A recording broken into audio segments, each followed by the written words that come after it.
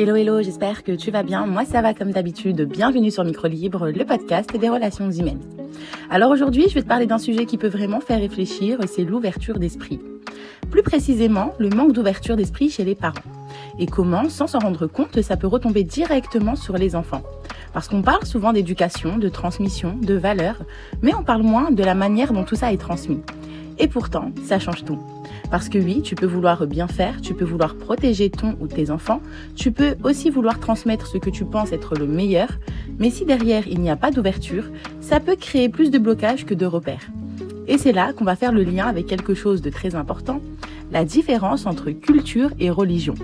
Parce qu'aujourd'hui, beaucoup de parents mélangent les deux sans forcément s'en rendre compte. Alors, installe-toi bien, on commence tout de suite.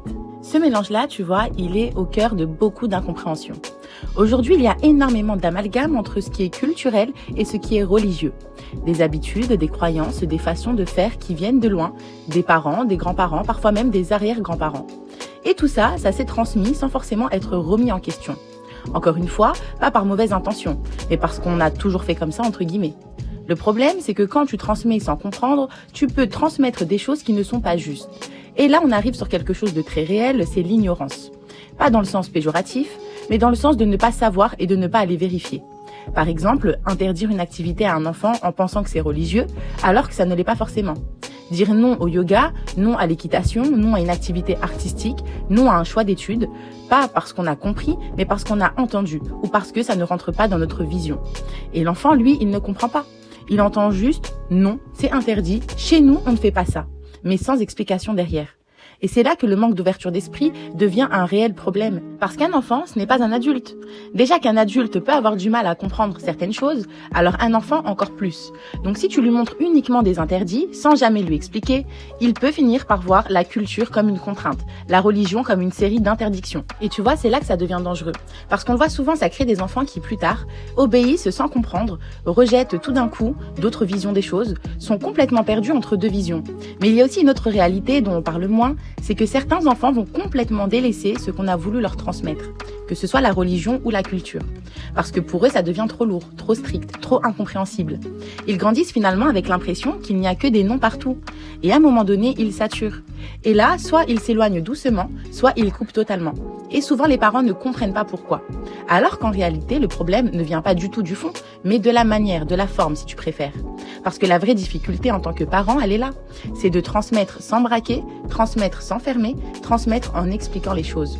Parce que si tu imposes sans expliquer, ton enfant ne va pas comprendre pourquoi il ne peut pas faire tel ou tel sport. Il ne va pas aussi comprendre pourquoi il ne veut pas jouer d'un instrument. Ou encore, il ne peut pas suivre certaines envies ou certains projets. Il va juste ressentir de la frustration. Et un enfant frustré, ça devient souvent un enfant qui se rebelle, ou un enfant qui se referme, ou un enfant alors qui vit dans la contradiction permanente, parce qu'il vit entre deux mondes. À la maison, il y a des règles, les interdits, la vision des parents, et à l'extérieur, il voit autre chose, il découvre autre chose. Et lui, il essaye de faire le lien. Mais sans explication, c'est difficile. Je dirais même c'est très difficile. Et c'est pour ça que cette phrase est essentielle. Quand tu mélanges culture et religion sans comprendre, tu risques de pratiquer ni l'une correctement, ni l'autre correctement. Parce que la religion demande de la compréhension et la culture mérite d'être questionnée. Pas rejetée, mais comprise. Une culture, c'est une richesse, une identité, une histoire. Mais quand elle empêche d'évoluer, de comprendre, de s'ouvrir, elle devient une limite. Alors aujourd'hui, l'idée, ce n'est pas du tout de remettre en question pour tout casser. Non, mais c'est de prendre du recul. Se demander, est-ce que ce que je transmets, je l'ai compris? Ou est-ce que je suis juste en train de reproduire quelque chose qu'on m'a transmis? Est-ce que je suis dans une valeur ou dans une peur? Et surtout, est-ce que je laisse de la place à mon enfant pour comprendre? Parce qu'un enfant qui comprend, c'est un enfant qui adhère. Un enfant qui subit, c'est un enfant qui finit par s'éloigner. Et au final, l'ouverture d'esprit, c'est ça. Ce n'est pas tout accepter, ce n'est pas tout autoriser, c'est être capable d'expliquer, de nuancer, de réfléchir avant de transmettre. Parce que tu vois, en fait, c'est la fermeture d'esprit qui peut se construire sans même qu'on s'en rende compte. Par exemple, quand un enfant est exposé toujours aux mêmes choses, toujours le même environnement, toujours les mêmes références, les mêmes façons de penser. Encore une fois, je dis pas que c'est mal. Mais si derrière, il n'y a pas d'ouverture d'esprit, l'enfant peut vite rester enfermé dans une seule vision du monde. Et ça joue énormément. Parce qu'un enfant, il ne remet pas en question ses propres parents. Il ne prend pas de recul. Il ne se dit pas peut-être que mes parents se trompent. Non. Lui pense que ce qu'il voit, c'est la normalité. Donc s'il ne découvre pas autre chose, d'autres cultures, d'autres langues, d'autres façons de vivre, d'autres religions, il peut grandir avec l'idée que sa réalité est la seule qui existe. Et plus tard, ça peut donner quoi ? Quelqu'un qui ne cherche pas à se mélanger, quelqu'un qui a des a priori sans même s'en rendre compte, quelqu'un qui peut avoir du mal à comprendre les différences. Mais encore une fois, ce n'est pas de sa faute, c'est juste qu'il n'a pas été exposé à autre chose. Et quand je parle de diversité, je ne parle pas forcément de grands voyages.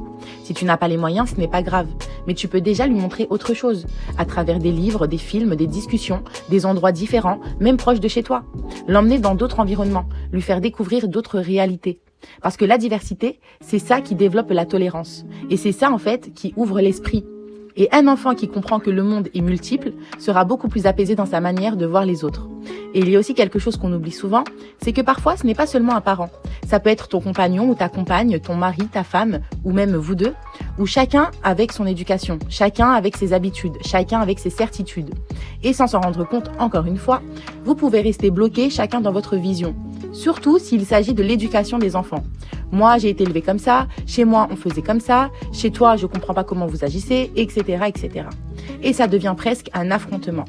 Mais dans ces moments-là, il ne doit pas y avoir d'orgueil, parce que ce n'est pas une compétition, c'est une construction.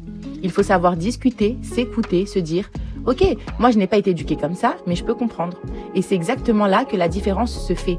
Parce que l'ignorance, ce n'est pas juste ne pas savoir, c'est ne pas vouloir comprendre. Et quand deux parents restent fermés, c'est l'enfant qui subit encore une fois. Alors que quand deux parents s'ouvrent, échangent, ajustent les choses, c'est l'enfant qui grandit dans un environnement beaucoup plus sain. Et ça change tout. Et du coup, à partir de là, tu vois bien que l'objectif, ce n'est pas d'être parfait.